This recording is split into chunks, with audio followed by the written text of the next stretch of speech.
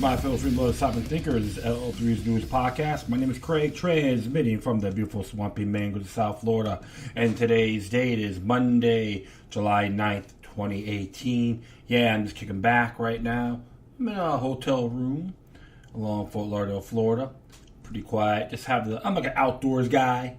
So other than a camper, no, not embarrassed at all. But I have my little options. So I decided to hit a room just to chill, relax, see some TV once in a blue moon.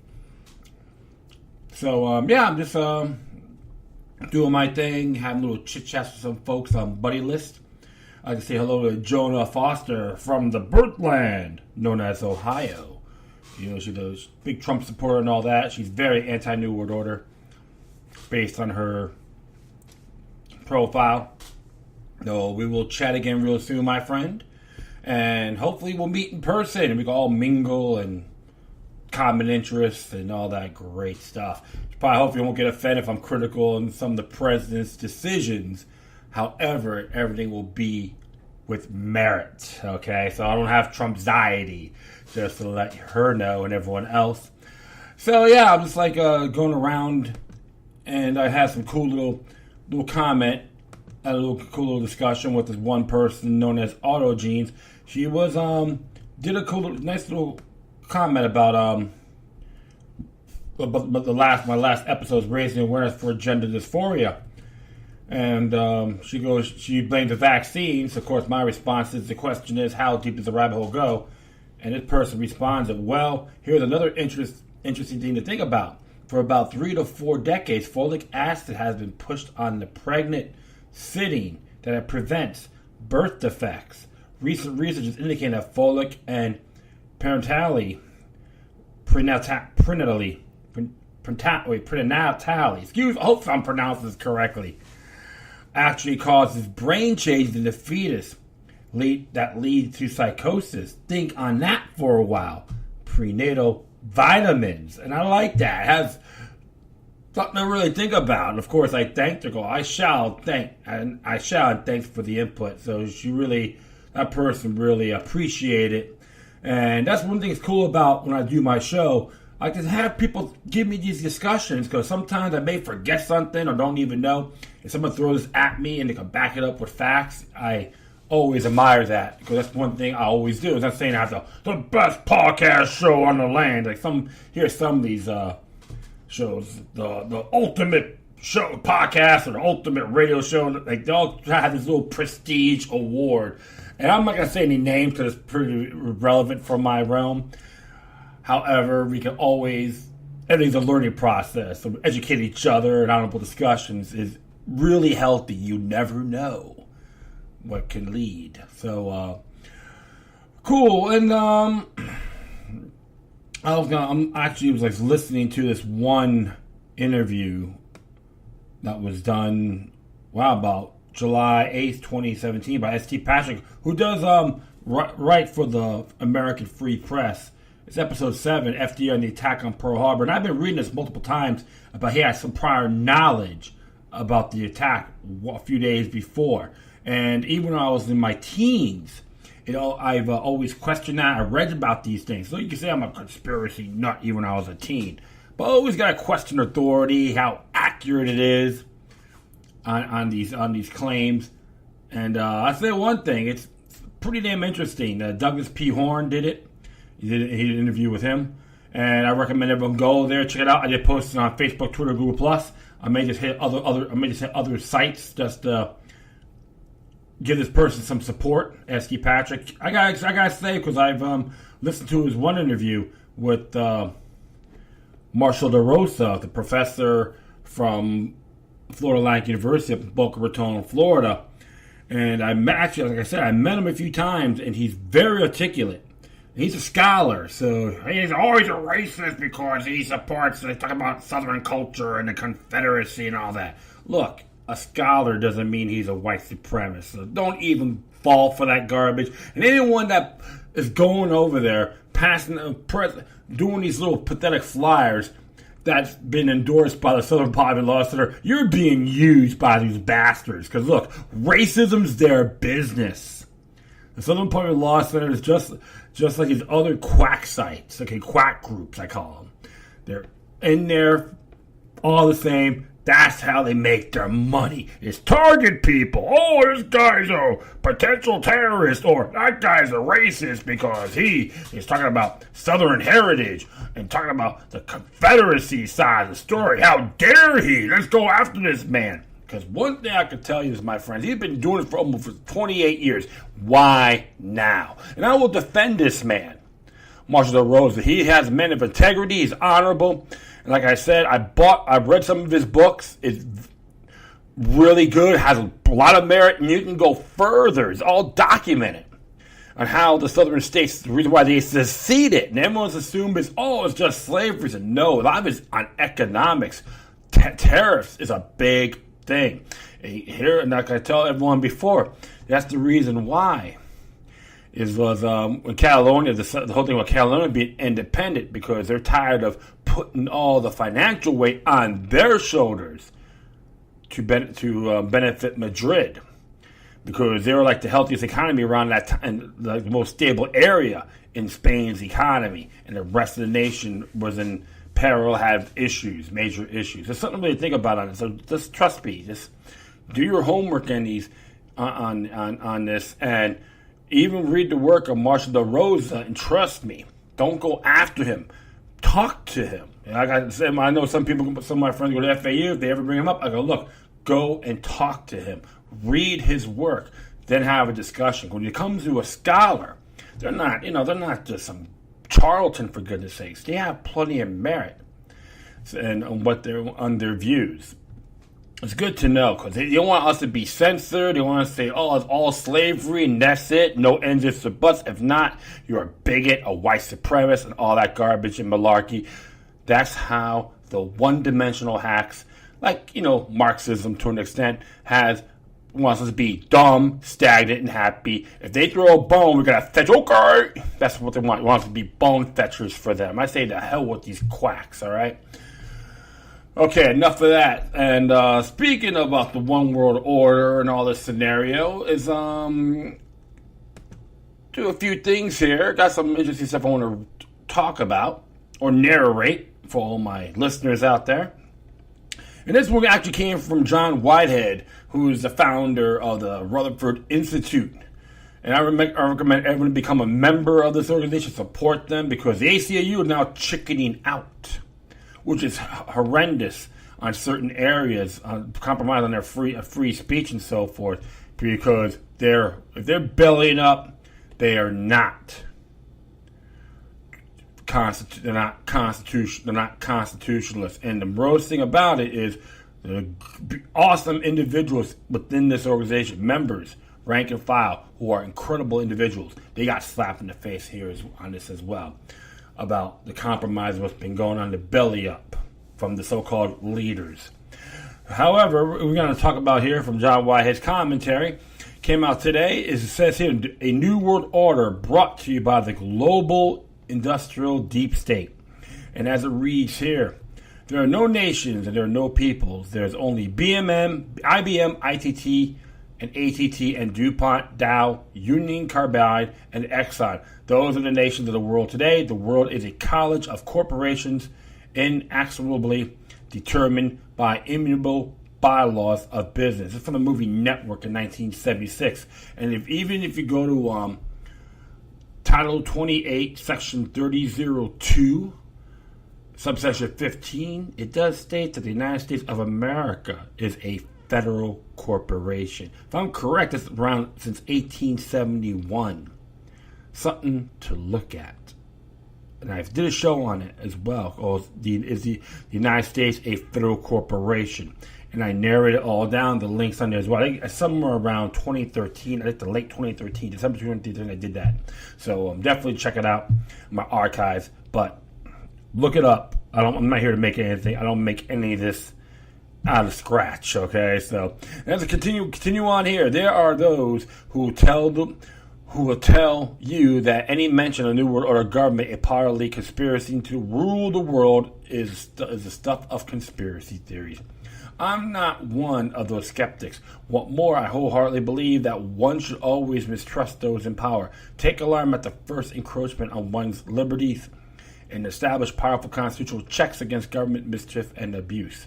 I could also attest to the fact that power corrupts, and absolute power corrupts absolutely. I have studied enough of this country's history and world's history to know that governments, the U.S. being no exception, are at times indistinguishable from evil they claim to be fighting. Rather, that evil takes the form of terrorism, torture, drug trafficking, sex trafficking, murder, violence, theft, pornography, scientific experimentations, or some other diabolical means of inflicting pain, suffering, and servitude of humanity. And I have lived through long enough to see many so-called conspiracy theories turn into cold, hard fact. Remember, people used to scoff at the notion of a deep state, aka shadow government, that fascism could ever take hold in America, and sneer at any suggestion that the United States was staring to resemble Nazi Germany in the years leading up to Hitler's rise to power. We're beginning to know better, aren't we? The deep state and national security apparatus that holds sway even over the elected leaders notionally, and charge of it is real. We are already experiencing fascism, American style, not with jackboots and salutes, as Robert Kagan on the Brookings Institution notes, but with a television husker, a phony billionaire, a textbook egomaniac, tapping into popular resentments and insecurities, and with an entire national political party out of the ambition or blind party loyalty, or simply out of fear, falling into the line behind him. And the United States is increasingly following in Nazi Germany's footsteps, at least in the years leading up to Hitler's rise to power. Given all that we know about the U.S. government, that it treats its citizens like faceless statistics and economic units to be bought, sold, bartered, traded, and tracked, that it repeatedly lies, cheats, steals, spies, kills, maims, enslaves, breaks the laws, overreaches its authority, and abuses its powers at almost every turn, and that it wages wars for profit, jails its own people for profit, and has no qualms about spreading its reign of terror abroad. It is not a stretch to suggest that the government has been overtaken by global industrialists, a new world order that do not have our best interests at heart. Indeed, to anyone who's been paying attention to the goings-on in the world, it's increasingly obvious that we're already under a new world order, and is being brought to you by the global industrial deep state, a powerful cabal made up of international government agencies and corporations. It is yet unclear whether the American police state answers to the global industrial deep state, or whether the global industrial deep state merely empowers the American police state. However, there is no denying to the extent to which they are intrinsically and symbiotically enmeshed and interlocked. This marriage of governmental corporate interests is the very definition of fascism. Benito Mussolini would be extremely proud, right? We are wrong and is underestimating the threat of fascism. It is no longer a national threat, but has instead become a global menace. Consider the extent to which our lives and liberties are impacted by this international convergence of governmental and profit-driven interests in the surveillance state, the military-industrial complex, the private prison industry, the intelligence sector, the technology sector, the telecommunications sector, the transportation sector, and the pharmaceutical industry. And don't forget the public prison industry as well. They love running amok and piss the American people's tax dollars. I just add that to this commentary. All these sectors are dominated by mega corporations operating on a global scale and working through government channels to increase their profit margins. Walmart, Alphabet, formerly Google, AT&T, Toyota, Apple, Exxon, Mobil, Facebook, Lockheed Martin, Berkshire Hathaway, United Health Group, Samsung, Amazon, Verizon, Nissan, Boeing, Microsoft, Northrop Grumman, Citigroup. These are the few of the global corporate giants whose profit-driven policies influence everything from legislative policies to economics to environmental issues to medical care. Yes, medical care. ADA, the Affordable Care, ACA, the Affordable Care Act, right? Not so affordable, more like highway robbery, as far as I'm concerned. The U.S. government's deep seated and in many cases top secret alliances with foreign nations and global corporations are withdrawing the boundaries of our world and our freedoms and altering the playing field faster than we can keep up. Global surveillance, spearheaded by the National Security Agency, which has shown itself to care little for constitutional limits or privacy in the surveillance state, has come to dominate our government and our lives. Yet, government does not operate alone. It cannot. It requires an accomplice. Thus, the increasingly complex security needs of our massive federal government, especially in the areas of defense, surveillance, and data management, and have been met with the corporate sector, which has shown itself to be a powerful ally that both depends on and feeds the growth of governmental bureaucracy. Take AT&T, for instance. So its vast telecommunications networks, it crisscrosses the globe. AT&T provides the U.S. government with the complex infrastructure it needs for its mass surveillance program. According to The Intercept, NCA considers AT&T to be one of the most trusted partners and has lauded the company's extreme willingness to help its collaboration that dates back decades. Little known, however, is that the scope is not restricted to AT&T's customers. According to the NSA's documents, it values AT&T not only because it has access to information that transits the nation, but also because it maintains unique relationships with other phone and internet providers. The NCA exploits these relationships for surveillance purposes, commandeering AT&T's massive infrastructure and using it as a platform to covertly tap into communications preceded by other companies. Ain't that nice? Now magnify what the U.S. government is doing through AT&T on a global scale, and you have the 14 Eyes program, also referred to as the Signet Seniors. This global spy agency is made up of members from around the world: the United States, the United Kingdom, Australia, Canada, New Zealand, Denmark, France, Netherlands, Norway, Germany, Belgium, Italy, Sweden, Spain, Israel, Singapore, South Korea, Japan, India, and all British overseas territories. The surveillance is just the tip of the iceberg when it comes to these global alliances. However, global war profiteering. War has become a huge making venture in America with its vast military empire and its incestuous relationship with the host of international defense contractors is one of the best buyers and sellers. In fact, as Reuters report, President Trump has gone further than any of his predecessors to act as a salesman for the U.S. defense industry. We have the strongest military when I came into power. Exactly, you know what I'm saying? The American military-industrial complex has erected an empire unsurpassed in history, and its breadth and scope, one dedicated to conducting perpetual war throughout the earth. For example, while erecting a security surveillance state in the U.S., the military-industrial complex has perpetuated a worldwide military empire with American troops stationed in 177 countries, over 70% of the countries worldwide. Why do we have to have that? People say, oh, that's okay, we can have an empire. As long as my man's in there, that's okay. As long as the Republican, Democrat, that's okay. Bunch of hypocrites, right? Although the federal government obscures so much about its defense spending that accurate figures are difficult to procure, we do know that since 2001, the U.S. government has spent more than $1.8 trillion in the wars in Afghanistan and Iraq. That's $8.3 billion per hour. That doesn't include wars and military exercises waged around the globe, which are expected to push the total bill upwards of $12 trillion by 2053. The illicit merger of the global armaments industry and the Pentagon that President Dwight D. Eisenhower warned us against more than 50 years ago has come to represent perhaps the greatest threat to the nation's fragile infrastructure today. America's expanding military empire is bleeding the country dry at a rate more than $15 billion a month, or $20 million an hour.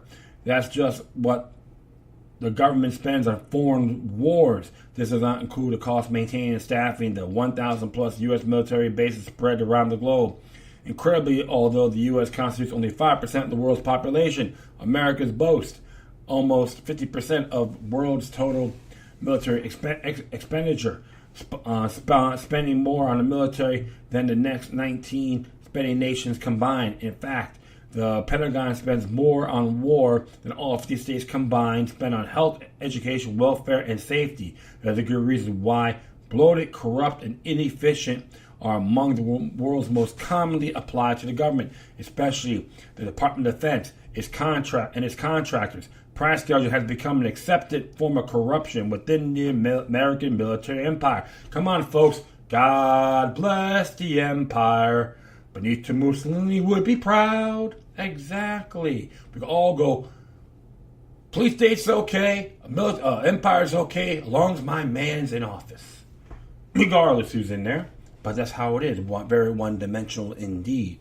It is not just the American economy that's being gouged, unfortunately. Driven by a greedy defense sector, the American homeland has been transformed to a battlefield with militarized police and weapons better suited to a war zone. Trump, no different from his predecessors, has continued to expand America's military empire abroad and domestically, calling on Congress to approve $1 billion more to hire cops, build more prisons, and wage more profit-driven war on drugs, on war on terrorism, war on crime programs. Ain't that nice? Yeah, there's a link for that too, folks. You can read this for yourselves. Look at that. Billing more to hire cops. He sounds like he's been sniffing up Bill Clinton's anal rectum for all we know. His rectum for all we know, right?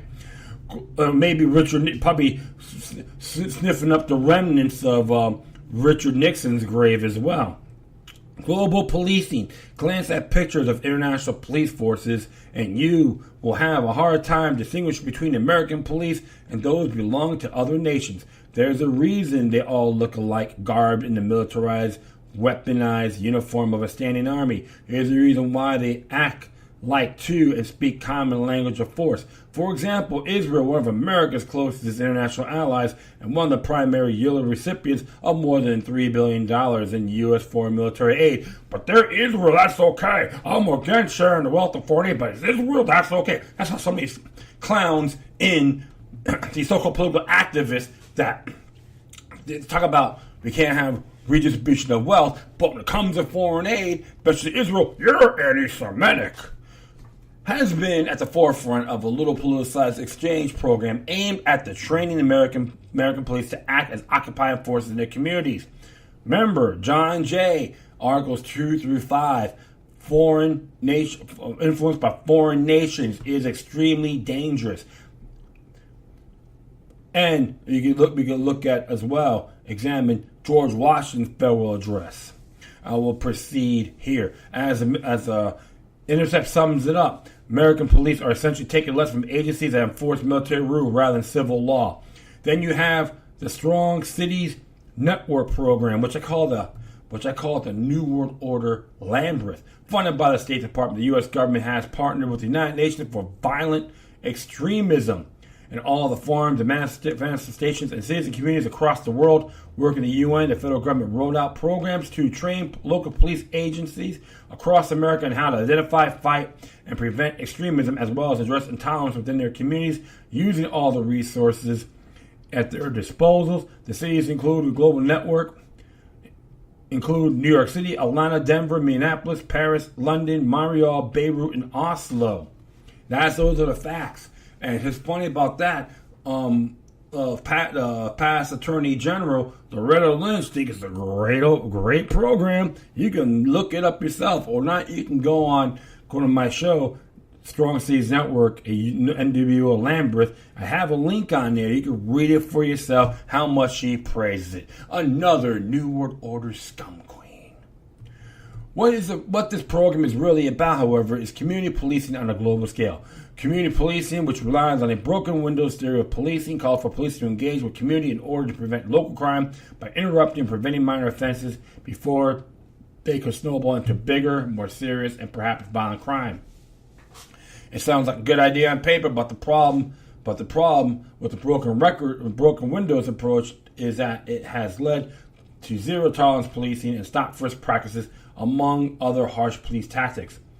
When applied to Strong City Network's program, the objective is ostensibly to prevent violent extremism by targeting its source: racism, bigotry, hatred, intolerance, etc. In other words, police acting unsustainably as an extension of the United Nations will identify, monitor, and deter individuals who exhibit, express, or engage in anything that can be construed as extremist. So if you are real critical of the United Nations or call a politician saying you're a bend over Bob to New World Order, they can say you are an extremist.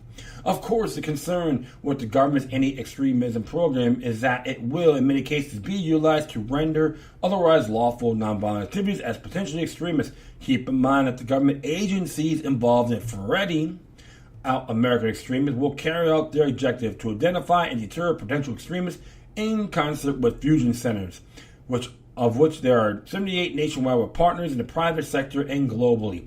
Data collection agencies, behavioral scientists, corporations, social media, and community organizers, and by relying on cutting-edge technology for surveillance, facial recognition, predictive policing, biometrics, and behavior epigenetics, in which life experiences alter one's genetic makeup. And Lisa Haven did a very good. I'm very pleased with her work, and she did one on about the Real ID Act of 2020. Everyone has to be complied or else, which is a New World Order agenda under the United Nations, and that's why the people in Florida and many other states bend over. Okay, feds, we'll pull down our pants for you. And you know what's so funny about it? Because I could tell you this, it's the whole thing's a sham, supposed to keep us safe from terrorism. They're just giving you a penile microphone. Here's my pacifier. Deal with this, Americans. And that's the rest of the world as well. But I'm going to continue on here. It is pre-crime on an ideological scale. It has been a long time coming. Yes, thought criminals, 1984, right? Are you starting to get the big picture now? Where they're sitting ducks in the government's crosshairs on almost every front, whether it's a war on drugs or the sale of weapons or regulating immigration or establishing prisons or advancing technology. If there's a profit to be made and power to be amassed, you can bet that the government and its global partners have already struck a deal that puts the American people on the losing end of the bargain. Unless we can put the brakes on this drastic expansion, globalization, and merger of government and corporate powers, we're not going to recognize this country 20 years from now. It's taken less than a generation for our freedom to be eroded and the police state structure to be erected, expanding, and entrenched. Rest assured that the U.S. government will not save us from the chains of the global police state. The current or future occupant of the White House will not save us. For that matter, anarchy, violence, and incivility will not save us. Unfortunately, the government's divide and conquer tactics are working like a charm. To all you sheeples out there, you better see the bigger picture. Now, I know too, Oregon has been an experiment over there with the whole thing going on in Portland. And all those clowns out there are like, oh, fascists, Nazis. And you know what? You're just practicing what you preach. And prove me wrong, chumps. I'm sick of your little pathetic childhood games anyway. A bunch of little man and women childs. That's right. Bunch of little jabronis, okay? I will continue on here. Despite the laundry list of grievances that should unite we the people in common cause against the government, the nation is more divided than ever by politics, by social economics, by race, religion, and by every other distinction that serves to highlight our differences. That is called mind control, and people better start looking at the bigger picture and read that book, Propaganda by Edward Bernays. And I know my listeners, regular listeners, are probably saying, damn it, Loki Luck or Craig, you gotta stop repeating that. No, it's for everyone out there that hasn't heard my show. So I say that out of fidelity. The real and the manufactured events of recent years, the invasive surveillance, the extremism reports, the civil unrest, the protests, the shootings, the bombings, the military exercises, and active shooter drills, the color-coded alerts and threat assessments, the fusion centers, the transformation of local police extensions of the military, the distribution of military equipment and weapons to local police forces, the government databases containing the names of dissidents and potential troublemakers, have all conjoined to create an environment in which we, the people, are more divided, more distrustful, and fearful of each other. Yes, the anxiety attack. Like Trump's anxiety. If Trump takes a dump, someone's going to have cow. Ah! He farted out there! He... fascist pig! Ah! You know, that's a very good example. We have failed to realize is that in the eyes of the government, we're all the same. In other words, when it's time for the government to crack down and its time is coming, it won't matter whether we voted Republican or Democrat, whether we marched on Washington or stayed home, or whether we spoke out against government misconduct and injustice or remained silent. They don't give a damn. That's their motive. When the government and its global deep state partners in the New World Order crack down, we'll all suffer. If there is to be any hope of freeing ourselves, it has always has, at a local level with you and your fellow citizens, taking part in grassroots activism, which takes a trickle-up approach to governmental reform by implementing change at the local level. One of the most important contributions an individual citizen can make is become actively involved in local community affairs, politics, and legal battles. As the adage goes, think globally, act locally. America was meant to be a primarily system of local governments, which is a far cry from the colossal federal bureaucracy we have today. Yet, if our freedoms are to be restored, understanding what is transpiring practically in your own backyard, in one's home, neighborhood, school district, town council, and taking action at the local level must be the starting point. Work from the ground up. Plant a seed, not no tree. Responding to unmet local needs and reacting to injustices is that what grassroots activism is all about. Attend local city council meetings. Speak up at the town hall meetings. Organize protests and letter writing campaigns.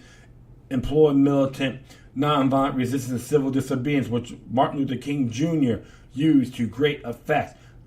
The use of his sit-ins, boycotts, and marches. And then I make it clear in my book, Government Evolves, the Emerging American Police State. If there's any means left of us thwarting in government in its relentless march toward outright dictatorship, it may rest with the powers of communities and local governments to invalidate governmental laws, tactics, and policies that are illegitimate, egregious, and blatantly unconstitutional. Nullification works. Nullify the court cases, nullify the laws, nullify everything the government does that follows in the face of principles of which this nation was founded. And I'll add this to it as well.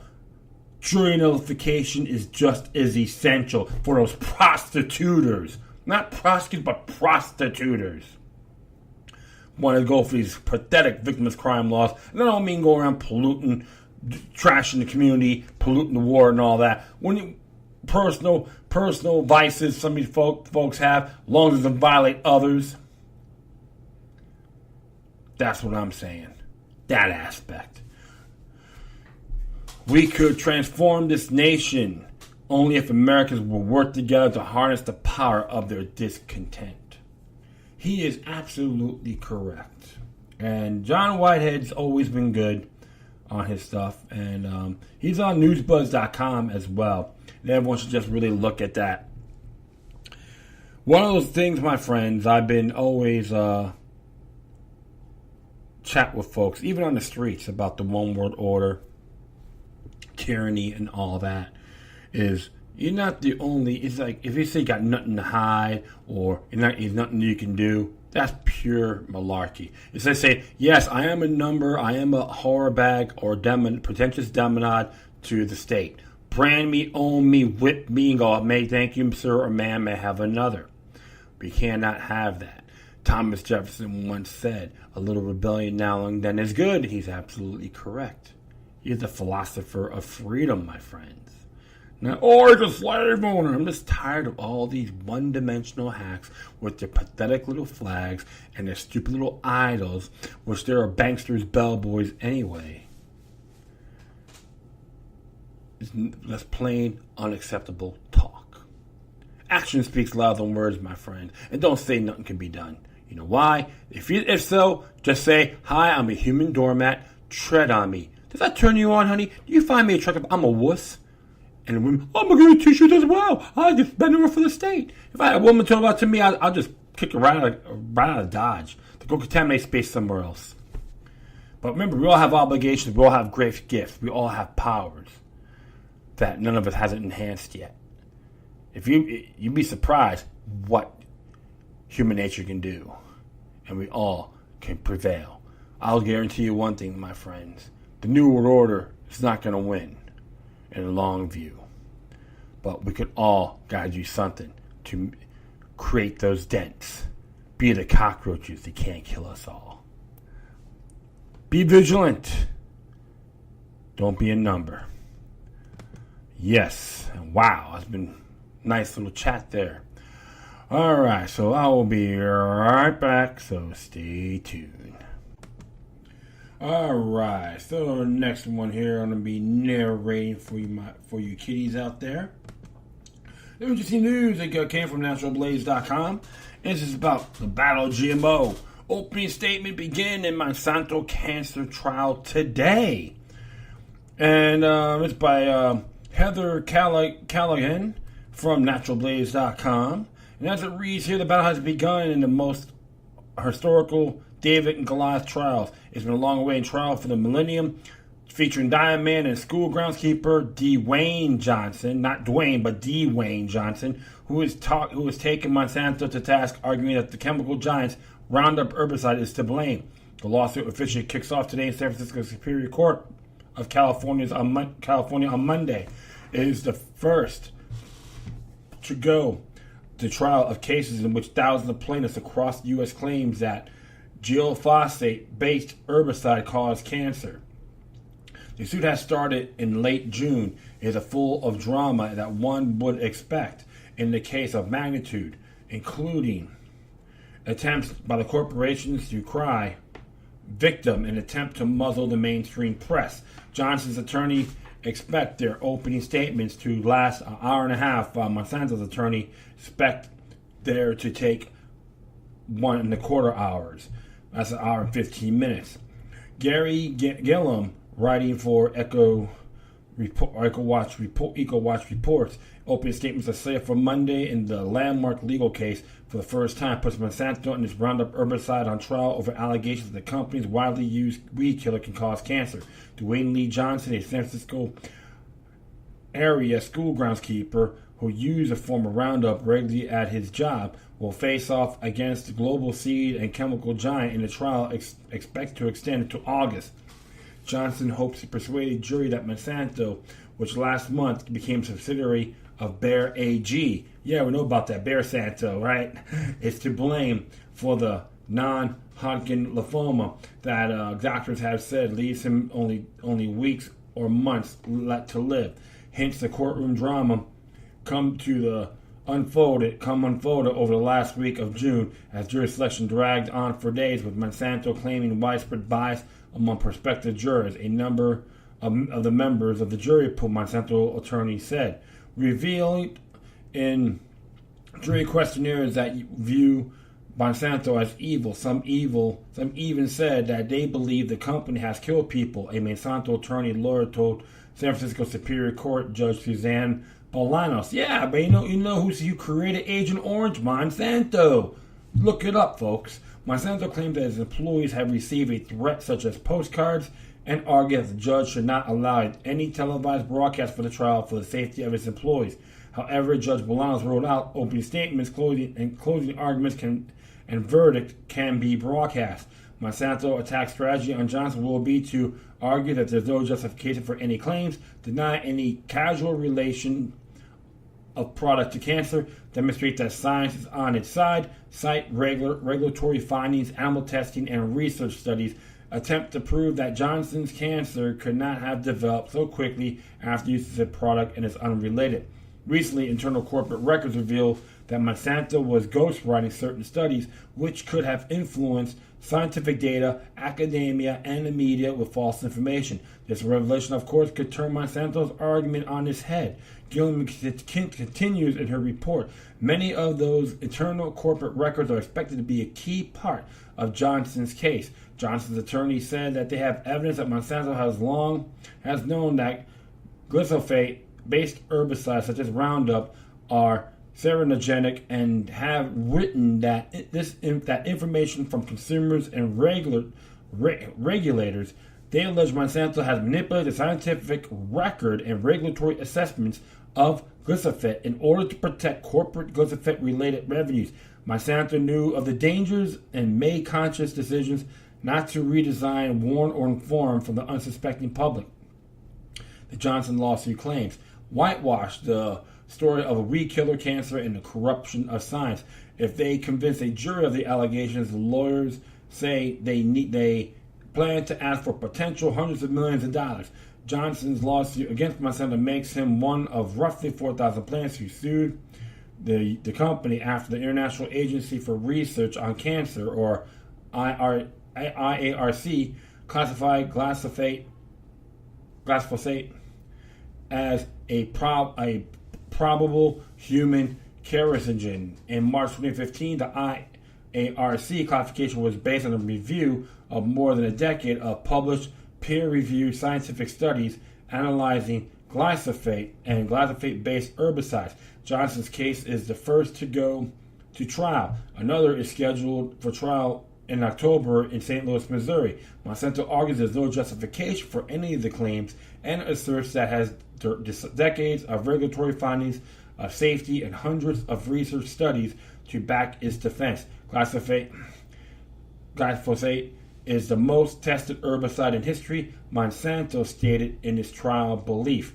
Along with Johnson, his family, doctors, scientists, and expert witnesses, Johnson's attorneys attended to present video depositions of 10 former or current Monsanto employees and a former Environmental Protection Agency official. Just rolling with those relationships with Monsanto has sparked allegations of collusion and an inquiry from the EP's Office of Inspector General. Johnson's attorneys will attempt to demonstrate that Johnson's rashes appear right after using Monsanto products and has affected his lymph system.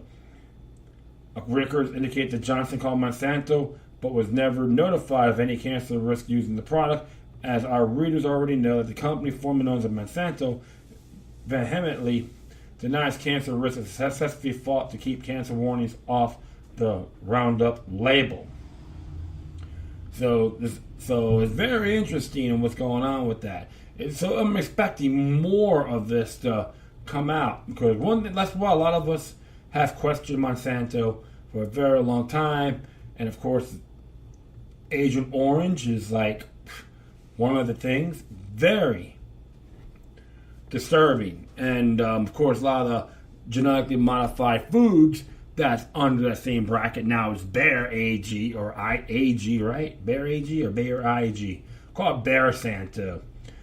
And I don't know one thing for sure. Let the evidence, let the games begin, because they're gonna try to Monsanto find a way of really covering their tracks. But one thing for sure, it's gonna backfire on them because it's getting too damn obvious. And wish Mr. Johnson well for justice, not just for him, for anyone else that may be a victim of this poisonous product.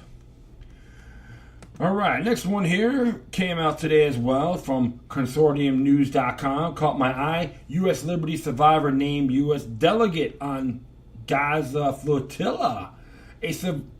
A survivor of the Israeli attack on USS Liberty that killed 34 U.S. sailors has joined the Freedom Flotilla headed towards Gaza, as Joe Lorea reports. This is by Joe Lorea, special of Consortium News.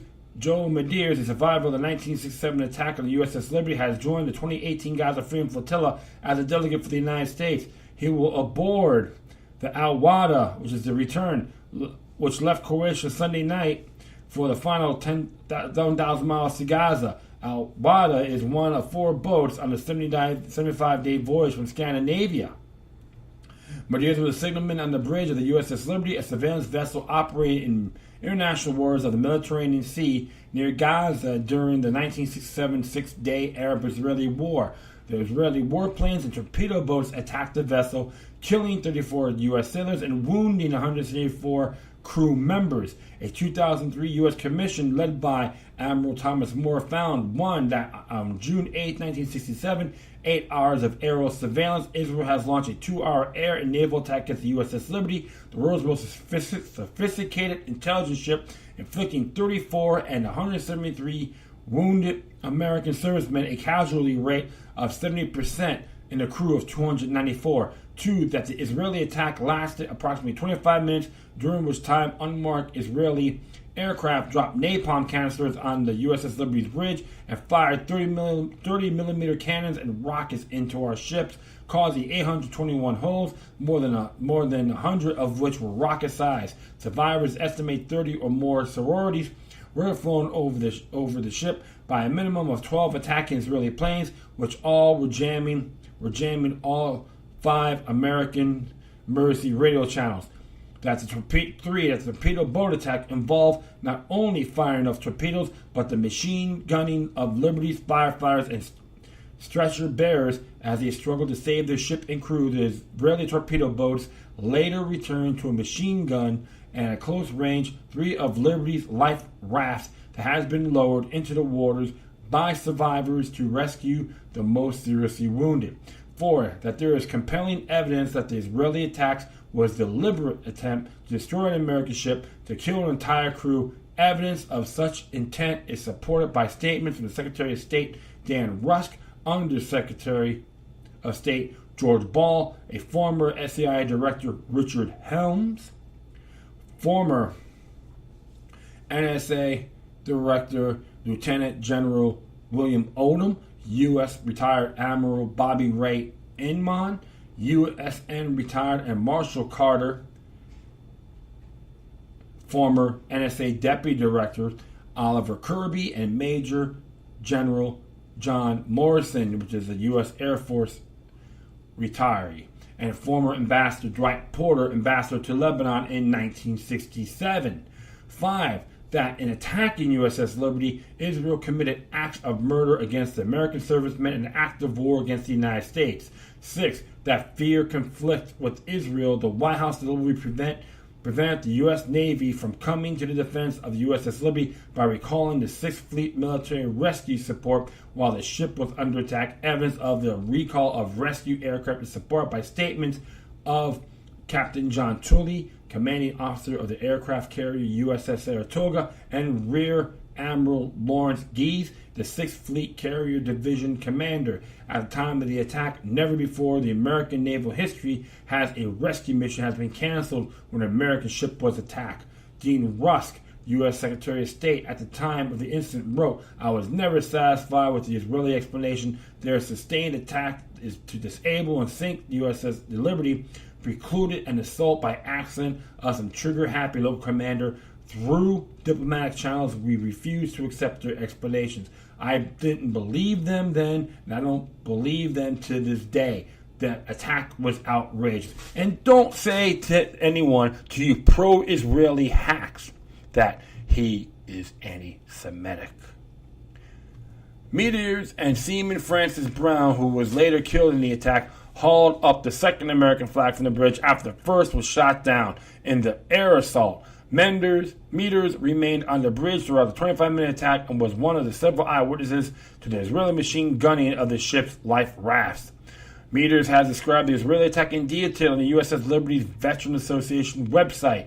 "I watched some jets pass by, then turned left. They passed our ship, then they started strafing us. The attack lasted 90 minutes, during which we got a message off the 6th Fleet asking for assistance. We later learned that Joel Tully, commanding officer of the USS Saratoga, launched aircraft within minutes of the attack, but he told us later they were recalled before they reached the horizon. We found this out 20 years after the attack. The most frustrating thing has been lack of recreation from the U.S. government. On June 8, 2005, we filed a war crimes report, and they are required to investigate these allegations. They created reports about our mission, but they never did conduct an actual investigation of the attack itself.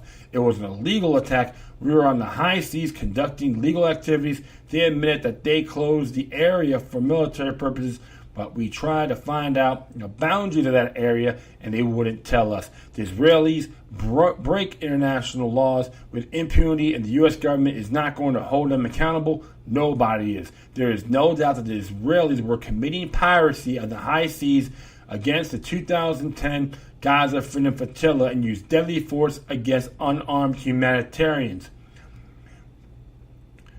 Meter was aboard the Sefadani in the 2010 Gaza Freedom Flotilla. He was in Greece for the 2011 and 2015 Freedom Flotillas.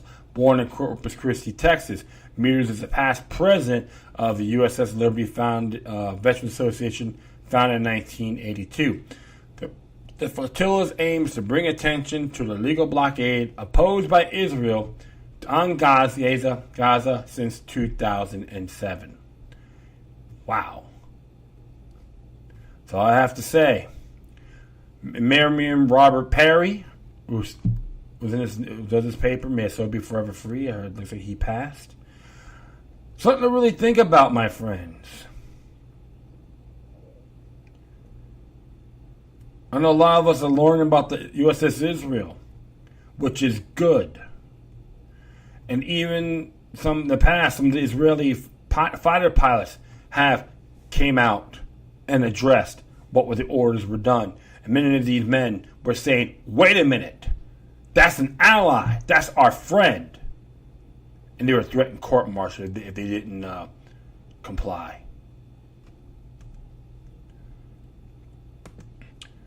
When I'm critical of Israel, it's not the people themselves. You got criminal elements in the government. There are a bunch of them in that group as well. That's why I'm against all foreign aid. Shut it all down, including Israel. They don't need our money.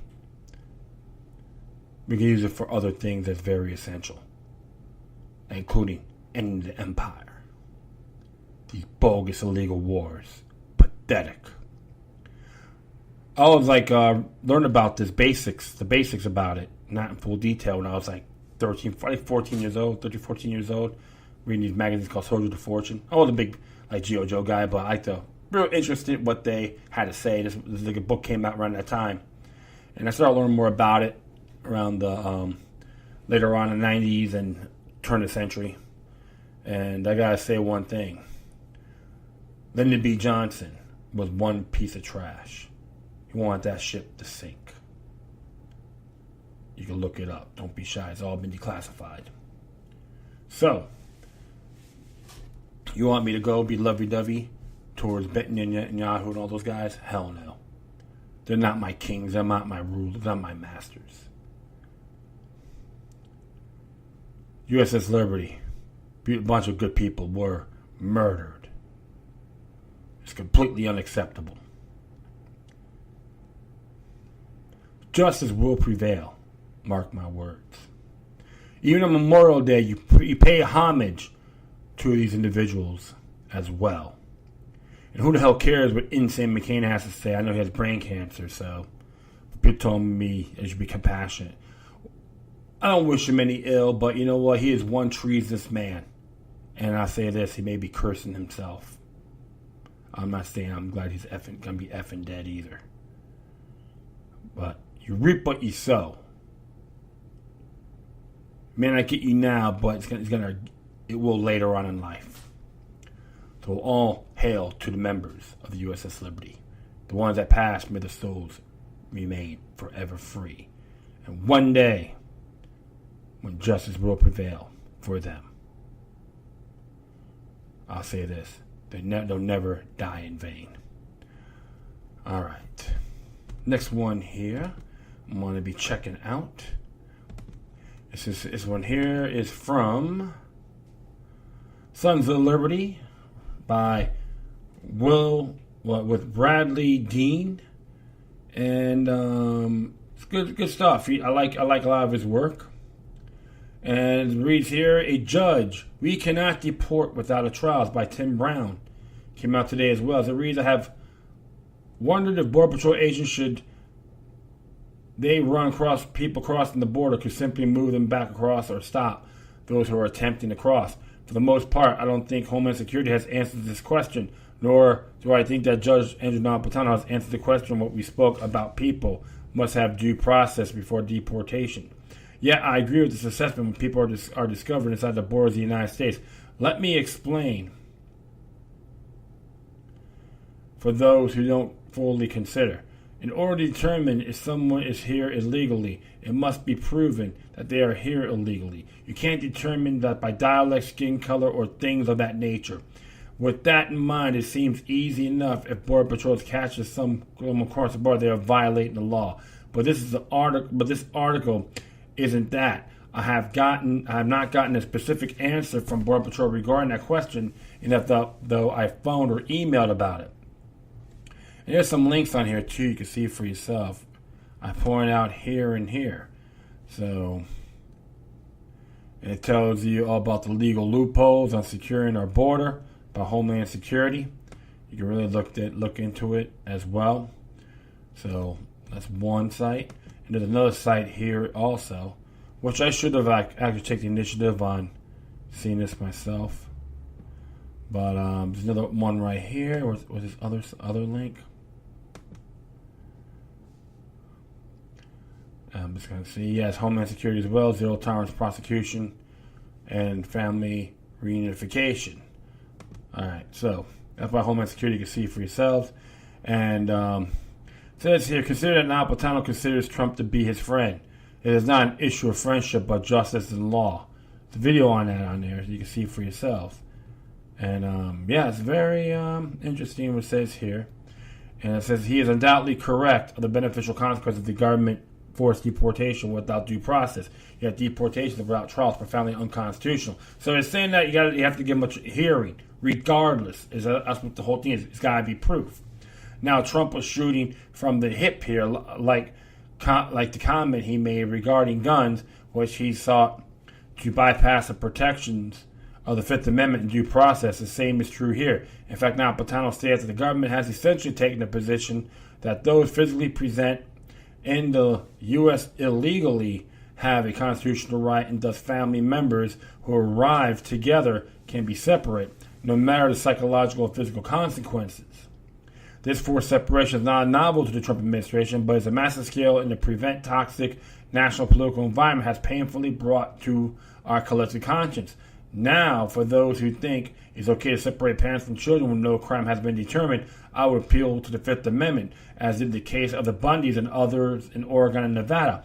The Fifth Amendment applies to all that are in the United States. They are not specific as to citizens or aliens because, as our founders wrote, all men are created equal, and they are endowed by the Creator with certain inalienable rights. That among those are life, liberty, and pursuit of happiness. They didn't say citizens, but all men, and I agree with them. Napolitano adds, the forced separation by the government of children from their parents without trial when neither is danger or the other child is abused or kidnapped or both, when federal authorities engage in such morality and repellent behavior, rather as negotiation technique to bring the president's political advisories to the bargaining table or to coerce the immigrants to go home. It exposes them to state prosecution because of the acute and long-term harm that they have caused to the children. Now facing the pressure in the media, Trump did sign an executive order that did not require immigration authorities to reunite with the children and their parents. Of course, there are people who think it is fine to do so, even though we have multiple reports of children being trafficked through the foster system in the United States, including illegal alien children, which is true. I have to agree with him on that. And as it goes here, he cannot lawfully or morally reject his oath to uphold the Constitution, wrote Napolitano. Denying due process on the basis of alienage is a tantamount to denying persecution of undocumented foreigners, as the U.S. once did to slaves and does today to babies in the womb. And the denial and the slippery slope at the bottom of which lie tyranny and misery. So everyone has to have a right to a trial. If you do it to the ones that come in here illegally, it could become a domino effect. Napolitano then chides. The president took an oath to preserve and protect and defend the United States, the Constitution. The Fifth Amendment to the Constitution provides in the relevant part that no person shall be deprived of life, liberty, or property without due process of law. This is a so-called due process clause. It is essential. It prevents all governments from impairing the life, liberty, or property of any human being on American-controlled soil without fair trial. Because the Supreme Court has ruled that there are no word errors in the Constitution, and the words of its text means that say that the framers must have carefully and intentionally chosen to protect every person, not just every citizen. Person in this context has been interpreted but to mean any human being on American-controlled soil against whom the American government is proceeding, irrespective of how the person got there. This protection is so profound and universally understood that when George W. Bush administration brought up what it thought were collaborators, enablers, supporters, and relatives of the 9/11 murderers, whom it thought were here unlawfully, recognized as due process rights and afforded them the trials before deportation, the government actually lost many of those cases and innocents were not deported. Hundreds of books and law review articles have been written about due process. We are addressing procedural due process, which has three components. The first is notice. The person against whom the government proceeding is entitled to a written statement specifically articulating his alleged wrongful behavior sufficiently prior to trial. Once notice is given, the government is hard-pressed to alter the charges. The second component of due process is required of the government proves its charges against the person to whom which has given notice before a neutral judicial official, not one who works for the entity that is proceeding against him. The third component of due process requires that the entire proceeding against the person be fair, that it appears to be fair, and that the outcome by rational, the judge can decide whom to believe, because she cannot, for example, decide that 2 plus 2 equals 22, as that would be irrational. Fairness also includes the right to appeal. Look, this is not the first time Trump has spoken out emotion rather than sound constitutional understanding. Well, it may be that illegals who are living in the U.S. may have been detained and separated. We are, for the most part, speaking about those coming over the border. However, even those who may be arrested while living in the U.S. should have a swift trial to determine whether they are, in fact, living here illegally or whether they are legal. Now, Patana warns that if due process goes by the wayside, so do all other liberties that are to be protected by the Constitution. I agree with him. I don't like illegal immigration. Just because someone stands accused of a crime does not make him guilty. We must remember that no matter how much the media and politicians want us to think otherwise. He's absolutely correct, and I cannot argue with him on that. Because, like I said, it's due process. They have a right to a fair trial. And Mr. Dean and Mr. Brown is absolutely correct on that. So that's one thing with my friends. How come they're not talking about this in the mainstream news? Because they want that friction. They want that anxiety. They want fear. This is how these parasites, Orwellian vampires, exhibit themselves to manipulate you, the viewers of this three-ring circus. So, if you deprive their rights of due process, it all will lead to everyone else. The domino effect. I gotta give him lots of homage for that. So, another thing I'm gonna be doing right now, take a little breather, play a little song from a friend of mine, John Joseph from Bloodclot. The song's called Prayer. Check it out right now.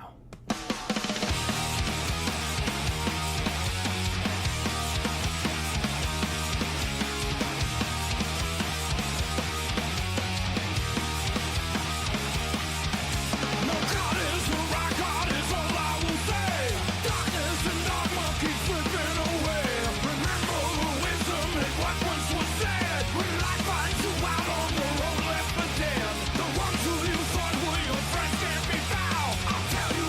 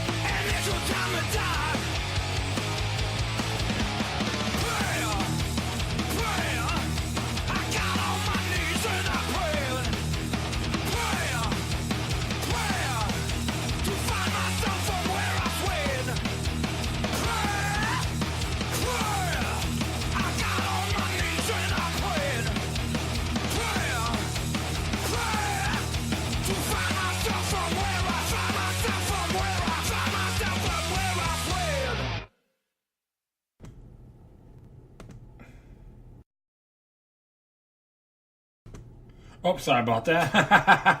All right, that was Prayer by Bloodclot. It's off of the album Up in Arms. That was on Middle Blade Records. You can go to bandcamp.com to check it out, or just hit your nearest record store, buy it. Good stuff, old school. And I'm gonna add that to my footnotes on the song for music credits. John Joseph is a good friend of mine. And I gotta say, he's a very unique individual. Has his rough edges like everyone else. Misses mistakes. Because I read his autobiography called Evolution of Cro-Magnon. I gotta say, hey man, he's learned a lot from the past. And now he's at peace. When I talk to him, we have a great chat. I talked to him April 1st at O'Malley's. He was doing a Cro-Mag jam, and I Hate God. So for fun, he don't talk to him as much.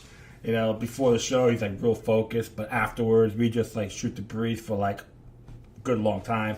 A lot of our friends have always admired him. So go check it out, and you won't be disappointed. All right, so the next one here, my friends, will be coming from, let me see here. Oh, right there. Yes, it's from shtfplan.com. When the crap hits the fan, okay? It's by Mac Slavo. Came out today as well. White South African farmers seek refuge in Russia. A matter of life and death. As it reads, as the violent attack and death threats against white farmers in South Africa ramps up, many of those affected are seeking refuge. A delegation of 30 South African farming families has arrived in Russia, Stavropol region, as the South African government continues to steal their land. According to RT, up to 15,000 Boers, decades of Dutch settlers in South Africa, are planning to move to Russia amid raising violence stemming from government plans to exploit their land, according to the delegation.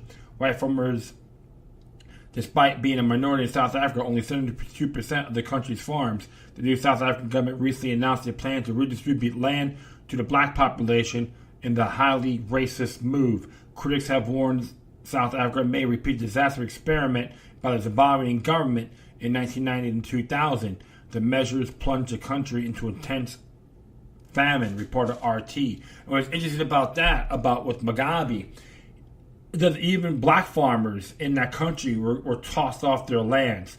And this is why when it comes to government, the people are buying this crap are a bunch of weak and pathetic fools. Brainwashed fools. I don't give a damn what skin color you have. You're a bunch of damn fools. You think the South African government is going to praise you? It's going to give you the big middle finger, what Mugabe did to the Zimbabweans. I will continue on here. A report by DieselGasOil.com stated that the new South African government, led by racist President Cyril Ramaphosa, has pledged to return lands owned by white farmers since the 1600s to the black citizens of the country. The government said it is planning to put an end to what it called the legacy of apartheid. Most of South Africa's farming land is still in the hands of its minority white population. Human rights groups have said that the initiative incites violence, that there were 74 farm murders and 638 attacks primarily against white farmers. In 2016-2017 South Africa, according to data by minority groups of AfriForum, South Africa will face the real threat to famine in the absence of the experienced farmers, regardless of their race. See, I'm not the only one that sees this. The farmers have been facing racial genocide in South Africa, and many saying moving to Russia has become a life or death matter. Rosia's one TV channel reported it's a matter of life and death. There are attacks on us. It's got to a point where the politicians are stirring up the wave of violence. Adi Salbis told the media the climate here in Stratford region is temperate, and this land is created by God for farming.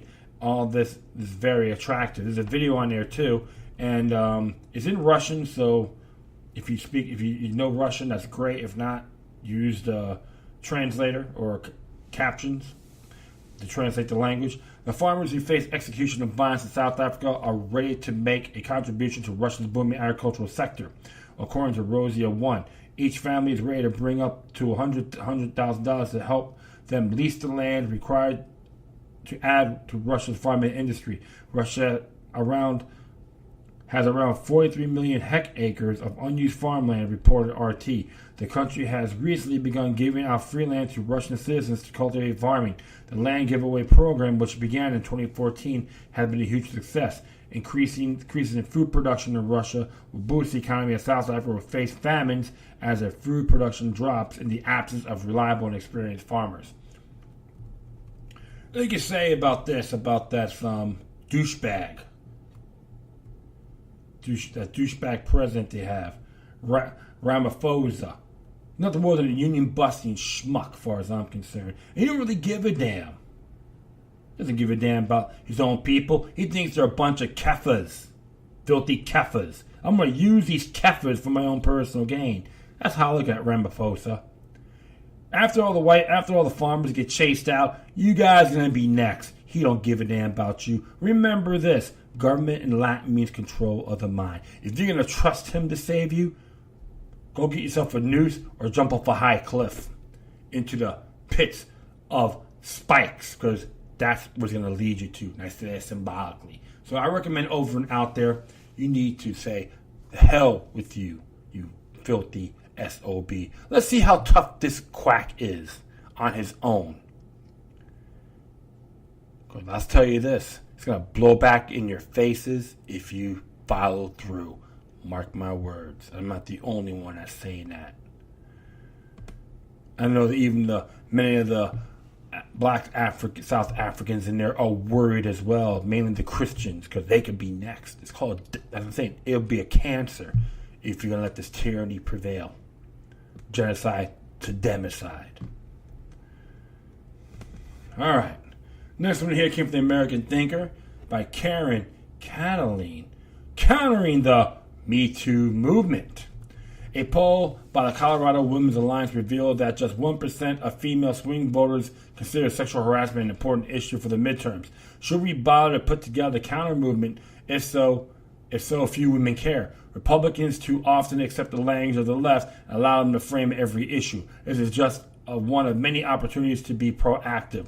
If the poll is accurate, that 99% of respondents haven't been moved by the Me Too movement, despite the left's zeal. So why are the leftists still trying? My answer to the question posed by the title is an unequivocal yes. We should absolutely counter the Me Too movement, and we should create a hashtag of our own to it. Here, what we decided to call it. Hashtag We Aren't Victims.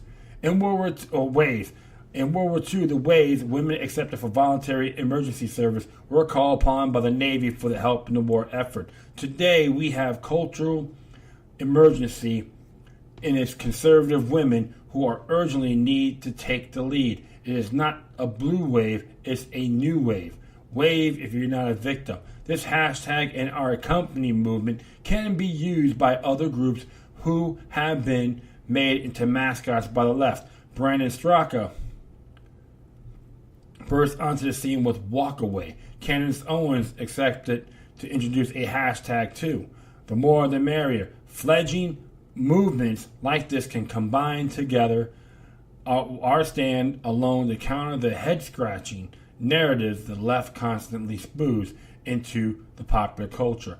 Our goal is to reach as many conservative women as possible and then to urge them to encourage to reach the rest. With hashtags and social media, this appears to be the new wave of the future. Let's use it. Our message. We don't want to be characterized as victims. We welcome the kind of accountability that comes with the privilege of adulthood. We don't expect to be believed or garner votes simply because we are women. We believe that rape and sexual assaults are serious crimes. They are made trivial by lumping them together in an awkward proposition or a boorish comment. We support due process in every case and on its own merits. I agree. We love strong men.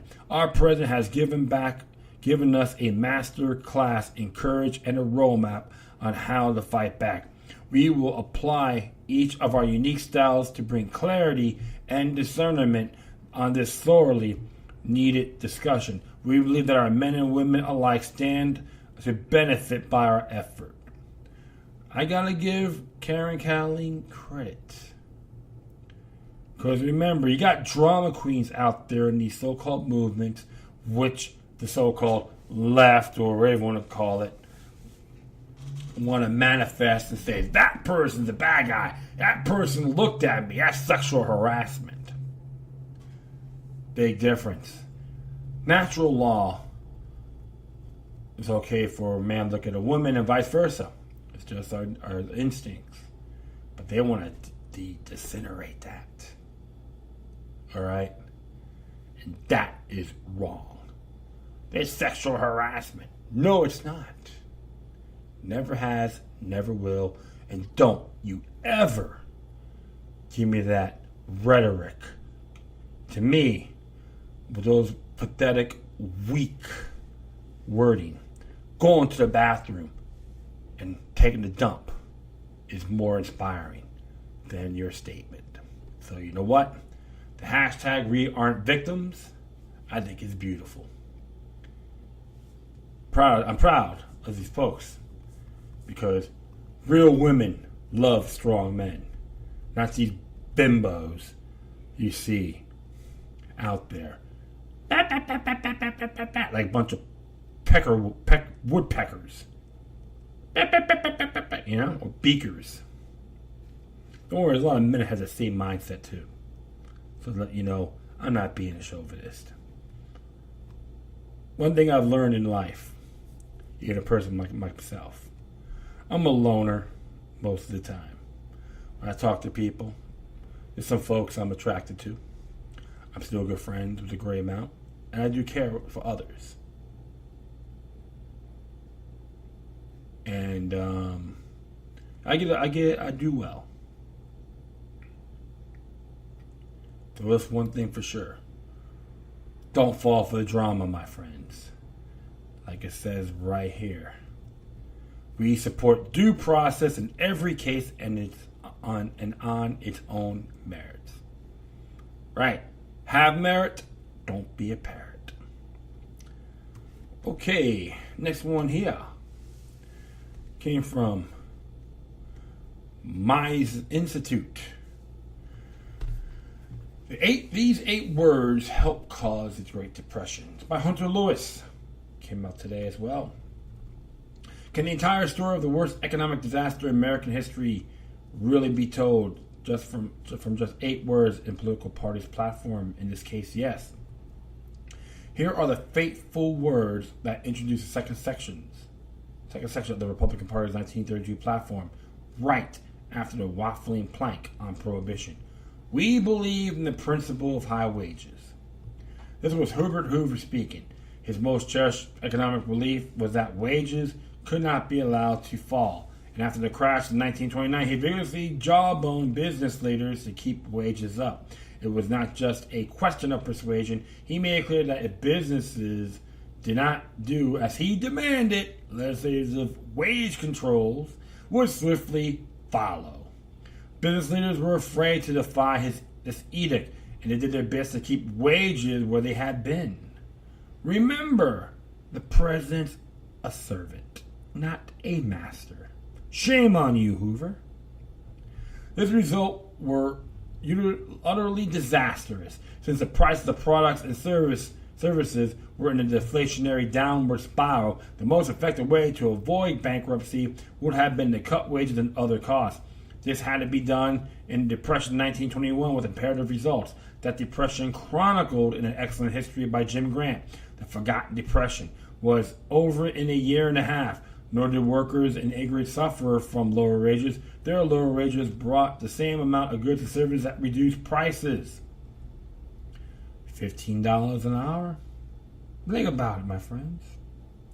Confronted with rapidly falling prices following the crash along with frozen wages, business owners resorted to only expedient left, massive layoffs. It was their last resort and the only possible way to save their businesses.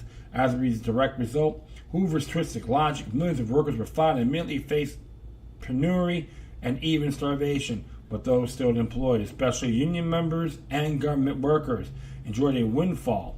Frozen wages with falling prices in effect doubled their real wages. Murray Rothbard explained all this in America's Great Depression, but you won't find it in the high school history textbook, nor will you read that Franklin Roosevelt just doubled down on Hoover's tragic policy mistake by enacting wage and price controls. In a celebrated incident, a poor tailor was sent to jail for charging a few too many pennies for pressing a pair of pants. This was also almost a century ago, but the public and politicians still fall for the same twisted logic. In his 2014 State of the Union address, President Obama said that I ask American business leaders to raise their employees' wages. Probably from a teleprompter, mostly likely from a teleprompter, of course. In her 2016 Hillary Clinton campaign, Hillary Clinton said the same thing. It's pretty simple formula. Higher wages lead to more demand, which lead to more jobs with higher wages. Hillary did not explain why, given her premise, she was only asking for a minor wage boost. Why not mandate 100 times higher wages? And while she was at it, why not almost mandate 75% lower prices? The truth, of course, is that even modest wage and price controls hampers the free price system, and sooner or later lead to unemployment and misery for those least able to protect themselves, the poor and the middle class. The Democratic Party platform in 1932 also makes for interesting reading. It describes itself as a covenant and contract with the American people, claims that voters can rely on its own candidates to follow the promised policies, and include among those policies an elimination of expanding and contracting credit for private profit, a sound dollar, a cut of federal expenditure of no less than 25% together with a balanced budget, and elimination of government activities that could be handled by private enterprises and the subsidies to private interests. This contract, of course, was immediately jettisoned by FDR. Well, what can you say? Crony capitalism at its finest, right? Absolutely. Well, my friend, that's how you gotta look at it. That's why you always gotta question the $15 minimum. I support the people working flipping burgers for $15 an hour. Study history. Right here, right in front of my face, where I narrate. And don't worry, I will put all this information on my Spreaker page, etc. Okay, well, that is it. I thank everyone for listening, plus feel free to download and share throughout your social media networks. If you have any questions, comments, or you're saying something that's interesting, man, I want to check out, whatever you do, please address the correspondence with decorum. You can be on Facebook, Twitter, Google+, Spreaker, iHeartRadio, Tumblr, YouTube, Freedoms Network, Minds.com, FutureNet.club, Patreon.com/LocalUp303 If you want to be a donor, that'd be great. Gab at gab.ai, yours.org, oneway.com. I said org in the past, I do apologize. And buddylist.co. These decentralized sites are really cool. I got some like-minded folks on there. And I do like to thank them for listening to my show as well. I think it's great. In addition, you can email me at locallup3 @gmail.com or to the encrypted ones, mainly with a ProtonMail account, LokiLuckNumbers03 @protonmail.com. All right, my friends. Once again, thank you for your time. Plus, always remember that the demoniac resistance is healthy for the soul and can liberate humanity. Until next time, take care of yourselves. Keep on spreading love.